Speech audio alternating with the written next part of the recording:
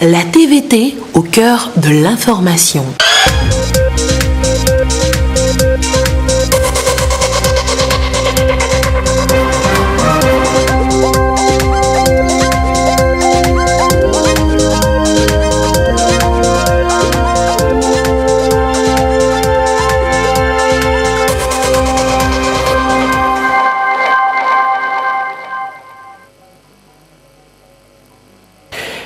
Appui au système sanitaire à Akoumapé dans le Vaud, le gouvernement a doté la localité d'un centre médico-social rénové. L'infrastructure a été inaugurée par le chef de l'État-fort Essozemna Nyansingbe, à suivre dans un instant. Jour J-7, les derniers réglages pour une présidentielle apaisée le 22 février. Et tout se met en place. La CEDEAO était au siège de la CENI et ce matin, à suivre tout à l'heure. Voilà pour le sommaire. Où que vous soyez, vous êtes en direct sur la télévision togolaise. Bonsoir et bienvenue dans cette édition. Le canton d'Akoumapé dans le Vaud a un nouveau centre médico-social. L'infrastructure a été entièrement rénovée et équipée. Elle est financée à plus de 151 millions de francs CFA et a été inaugurée hier par le chef de l'État-fort Essozemna Nyansingbe, Ferdinand Diassoa.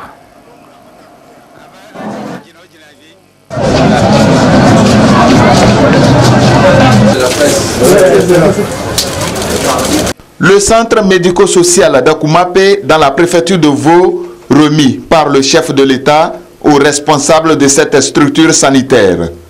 La rénovation de ce centre a été faite sur recommandation du président de la République à travers le projet d'appui aux populations vulnérables PAPV.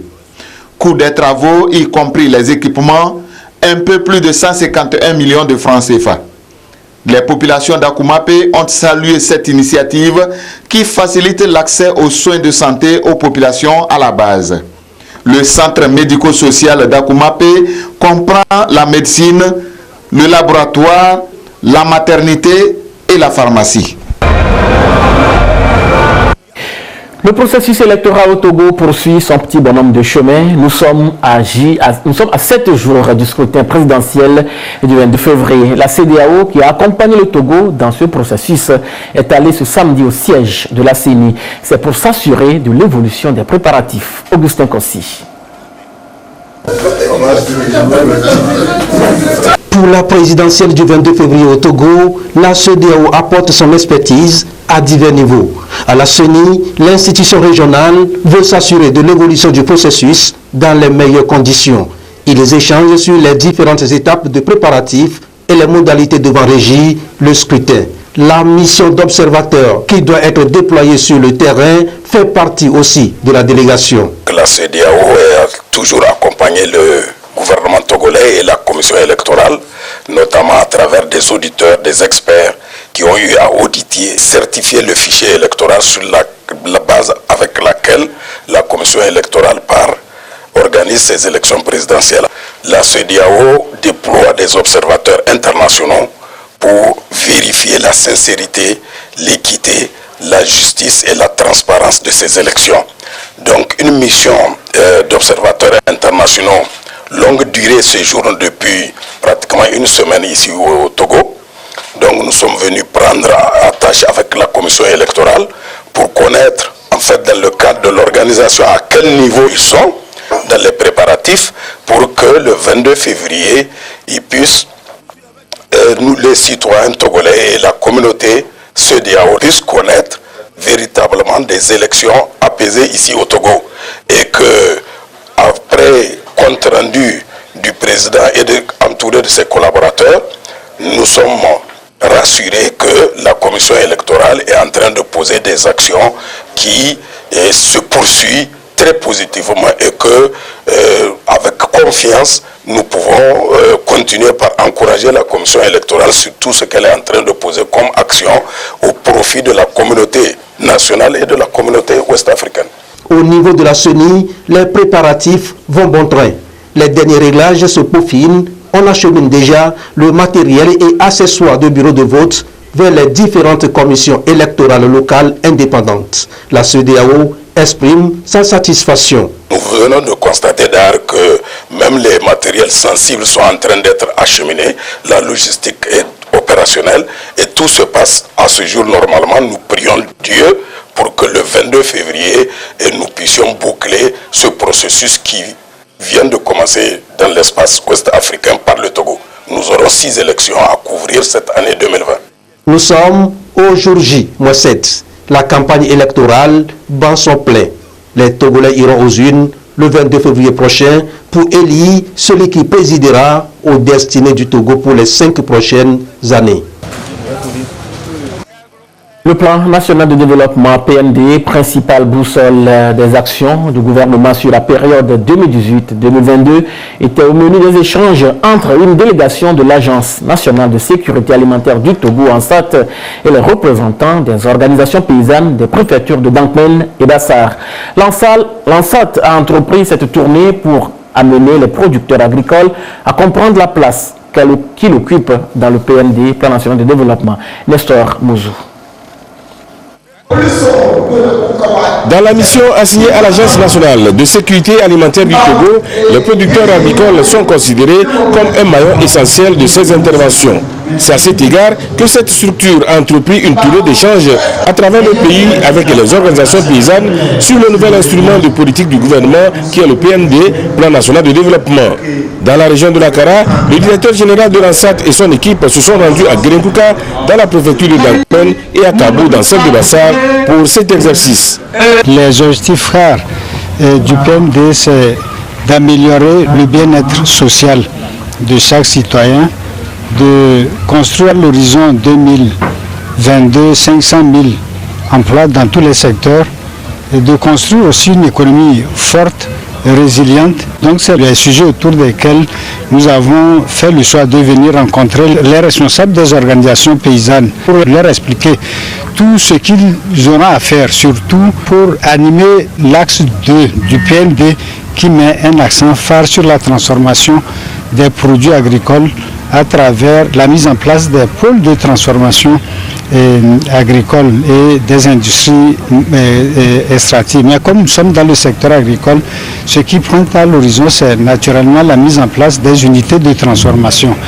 Mais pour transformer son cadre de vie au point d'améliorer son bien-être, il faut nécessairement faire des choix lucides. Les choix, c'est justement ceux en lien avec les spéculations à développer. Cette initiative de l'ANSAT a permis aux producteurs rencontrés de comprendre le PND et les avantages qu'ils peuvent en tirer. Nous entendons parler de l'axe 2 du PND, le Programme national de développement. Donc vraiment, c'est aujourd'hui même, avec l'arrivée de l'ANSAT vraiment, qui est venu aujourd'hui nous expliquer vraiment le projet, le PND, du producteur que nous sommes inclus. Et il y a beaucoup de projets de création de beaucoup d'entreprises. Il y a beaucoup d'opportunités à saisir dans le cadre du PND parce que ça englobe beaucoup d'activités. Sur ce, vraiment, nous retirons nos sincères remerciements au chef de l'État. Que ce soit à Guérenkouka ou à Kabou, le directeur général de l'ANSAT a vivement conseillé le respect des itinéraires techniques et les normes de qualité aux producteurs afin que leurs produits aient une forte attraction sur le marché. Et pendant sa tournée dans la région de l'Akara, l'ANSAT a procédé à des opérations d'achat de céréales et plusieurs producteurs ont eu le sourire aux lèvres. Nestor Mouzou. Alors que la nouvelle campagne se profile à l'horizon, les paysans ont encore des stocks importants de maïs dans leurs magasins. L'Agence nationale de sécurité alimentaire du Togo, l'un des débouchés des producteurs, en est consciente. L'ANSAT a programmé de nouvelles opérations d'achat de maïs dans les différentes localités du pays. Dans la région de l'Akara, ces opérations de collecte ont déjà touché Guérenkouka et Kabou dans le Grand Bassar et Tikawa dans la Bina. Depuis 2 ans, l'ANSAT a changé de stratégie. Ces achats se font désormais sous le signe de la bancarisation. Nous sensibilisons toutes les coopératives pour que ces coopératives puissent aller ouvrir des comptes bancaires et procéder aux demandes de financement. Parce que l'ANSAT ne peut pas tout acheter. Si l'ANSAT achète, le reste du stock doit faire l'objet de la commercialisation ordinaire. Et dans cette commercialisation ordinaire, il faut que les producteurs, les organisations de producteurs disposent des comptes bancaires. Lorsque un client vient, il verse les fonds sur le compte bancaire pour sécuriser les fonds. Et en plus, cela permet de tisser la relation entre les coopératives et les banques pour les financements de leur activité. Ce sont 3 SCOOPS, sociétés coopératives simplifiées, des préfectures de Dangpen, Bassar et Bina qui ont livré leur maïs à l'ANSAT. Il s'agit respectivement de Poiba de Gerenkuka, Nyamboul de Kabou et Wassitou de Chikawa. L'ANSAT a collecté chez chacune d'elles 50 tonnes pour une valeur de 8 millions de francs CFA. Aujourd'hui, tous les producteurs sont très fiers. Vous pouvez les lire sur les visages des gens. Donc c'est tout juste pour qu'ils viennent prendre notre stock que nous avons. Et c'est ce que le paysan est en train de prier. Si on produit, on a un marché, ça veut dire que notre vie est garantie. Avec ça, ça nous permet de vivre avec la famille en paix, en subvenant aux besoins des enfants à l'école. Même ça nous permet aussi d'aller être en règle avec nos microfinances où on a pris des crédits. Au lancement de ces nouvelles opérations d'achat des produits agricoles, le directeur général de l'ANSAT, le colonel Urukura Agadazi, a édifié les producteurs sur la vision du président de la République pour le secteur agricole et pour la structure qu'il dirige. Il les a exhortés à diversifier leur culture et surtout à s'intéresser aux filières à forte capacité marchande, notamment le sésame, le soja et l'apiculture. Le projet d'appui au développement agricole au Togo PADAT a été mis en place pour contribuer à l'amélioration de la sécurité alimentaire et des revenus des petits producteurs. Bref, vaincre la faim. Dans le sujet qui suit, Pierre Sousoupo nous présente les résultats de ce projet gouvernemental.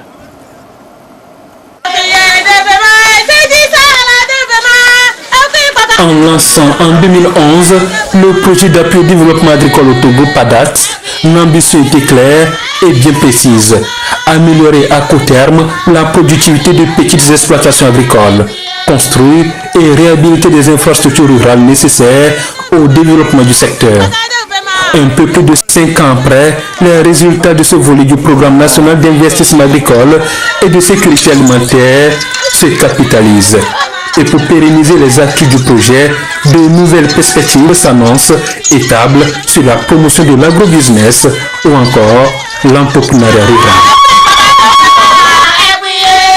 Tabinde, lors d'une journée communautaire, chaque membre de la coopérative du village apporte sa part de contribution conformément aux règlements de leur propre organisation. De ce complexe égreneuse, plusieurs tonnes de grains de céréales y sont déjà passées, facilitant ainsi à chaque saison la vie aux producteurs. Nous avons offert la machine en 2014 et on a commencé à travailler et ça nous a vraiment rapporté de l'argent et à cet argent même on a pris ça pour acheter l'engrais aux membres. L'engrais là nous a bien servi et chaque membre doit amener un sac de maïs à chaque fin de l'année. Et ça, on a fait une vente groupée et on revend. Et cette année, on a vendu ça à 500 et quelques mille. On a encore acheté l'engrais aux membres encore. À partir de cela, qu'on a pu évoluer à encore acheter un autre instrument comme une machine de transformation de soja. C'est à partir de cela qu'on a évolué. Cette organisation paysanne a eu le soutien du projet d'appui au développement agricole au Togo. Les paysans ont réussi à s'octroyer de microcrédits à travers leurs coopératives pour mieux faire face à leurs besoins. J'ai fait les prêts, j'ai acheté l'arachide plus compliqué et j'amène au marché pour vendre. Ça m'a aidé beaucoup. À la rentrée, nous amenons facilement les enfants à l'école. Maintenant, même si on est tombé malade, nous irons à l'hôpital facilement. En l'espace de 3 ans déjà, l'initiative a relevé beaucoup de défis dans ce village situé à 17 km de la ville de Sotoubois. Quand PADAT est créé, on s'est évolué et on s'est dit qu'avec cette somme-là, on peut faire petit à petit pour se prêter l'argent là pour au moins faciliter au moins nos tâches. Les femmes qui prêtent l'argent là, aujourd'hui, si tu arrives chez elles, vraiment, elles ont au moins quelque chose de valable dans leur maison. L'objectif étant de sortir progressivement le monde paysan de l'extrême pauvreté en l'accompagnant dans la création de ces activités génératrices de revenus, quitte à le rendre autonome financièrement. Et cet appui, beaucoup d'autres organisations paysannes l'ont reçu. Chikawa, dans la Kara. Sur ce site, des magasins, mais aussi une unité de transformation. Les principales cultures d'ici restent le manioc et les céréales. De la production à la commercialisation en passant par la transformation, toutes les techniques leur ont été enseignées et les moyens mis à leur disposition. Padat est arrivé avec notre demande, ils ont su que vraiment on a besoin d'un magasin de ce genre. Nous avons eu ce magasin de 250 tonnes. Vraiment c'est salutaire. Vous voyez les engrais qu'on vient de faire entrer. Il fallait aller faire plus de 5 km, 6 km ou 8 km avant de chercher les intrants. À Chikoa, on peut trouver plus de 1000 tonnes de maïs. Le riz, on n'en parle plus. Ce magasin, il est très important. Nous allons essayer de le valoriser en faisant le warantage. Je dis un chapeau au chef de l'État pour tout ce qu'il a fait. Que Dieu le garde, qu'il fasse un effort pour que ces projets viennent, pour que les populations en bénéficient. 460 organisations paysannes ont bénéficié de ces infrastructures.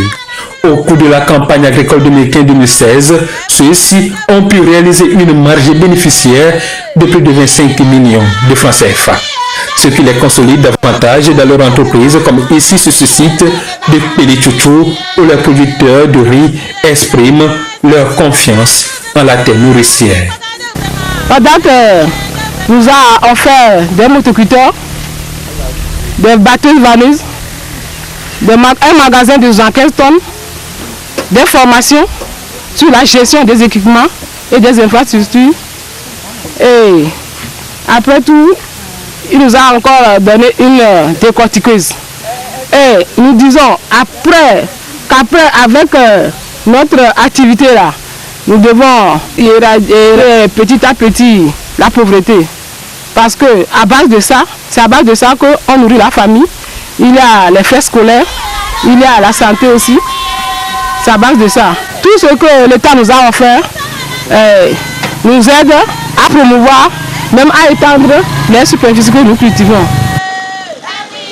Et les jeunes commencent également à emboîter le pas à leurs parents.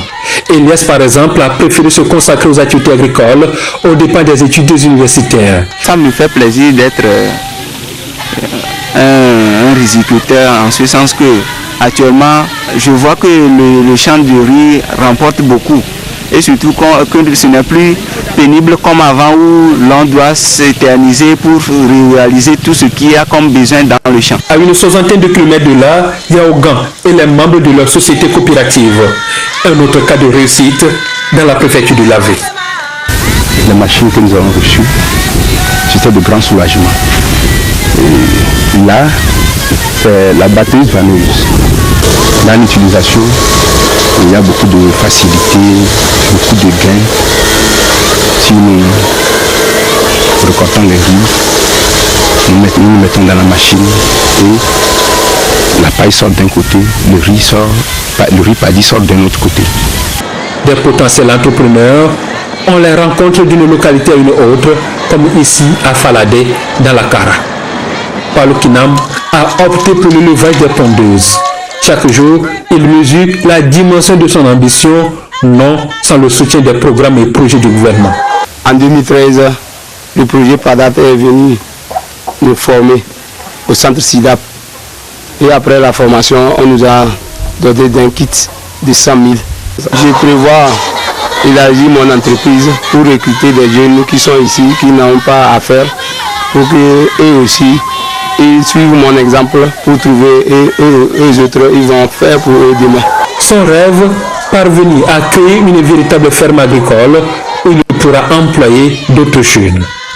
Un rêve bien partagé par Omoro qui, lui, pour répondre et satisfaire aux besoins des paysans, s'est spécialisé dans la forge. Ceci pour réparer et produire des pièces à rechange des machines mises à leur disposition. Pierre Desouet est un agent de l'ECAT. Ce matin-là, Nous l'avons suivi dans sa mission quotidienne. Dans ce projet de PADAT.